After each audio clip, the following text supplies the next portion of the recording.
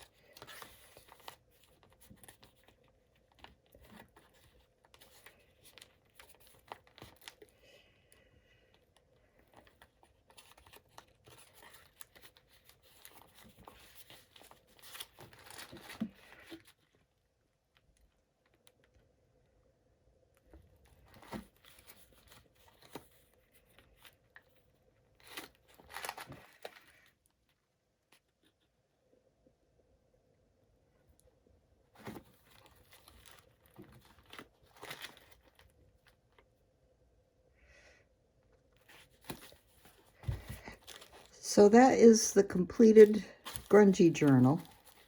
So now I'm just going to make a few comments about this process. I mean, I really love it, and I love doing it. I really do. And I'm going to start another one, but in a different way, and I'll show you in a minute. But I found being this chunky, and I just did, like, this is all one signature that I sewed with a pamphlet stitch, except it was 5 holes. And because I really loaded it up, it got to be a little more difficult to work on as I went through it. I didn't put a closure on this because a lot of these vintage papers are so delicate, they were ripping. So I had to go back and do a little more reinforcements. But I just think for me, there were just too many pages. I mean, it just is very chunky. Although I love it, and I love the grunge and the lace attachments. I mean, all of it. And I really love doing it. But I was getting a little anxious at the end, trying to collage and paint and stuff as I got towards, well, maybe 3/4 of it. Just got a little bit too hard for me to handle. But again, it was one of my favorites to work on. But I think the next one's going to be a little different in terms of, to make it easier for me to create in. So I hope you enjoyed that. So that's all done. Put that aside. So I decided to try something a little different with it.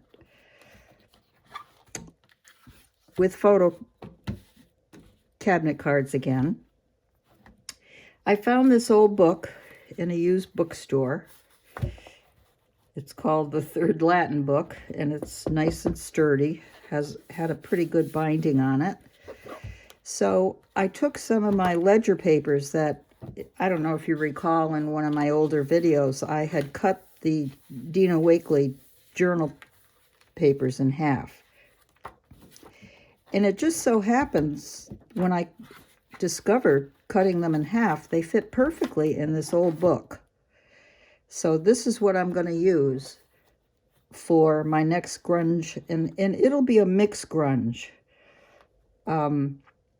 Sometimes when I have a theme, and it's just the way I roll, is I get a little, not bored with a theme, but sometimes I like to change it up, change pages up, add more color. So it'll be a mixed grunge, if that makes any sense. But what I liked, I really tried it, and it was tough because I'm not a bookbinder, but I tried taking 3 signatures and sewing them in separately.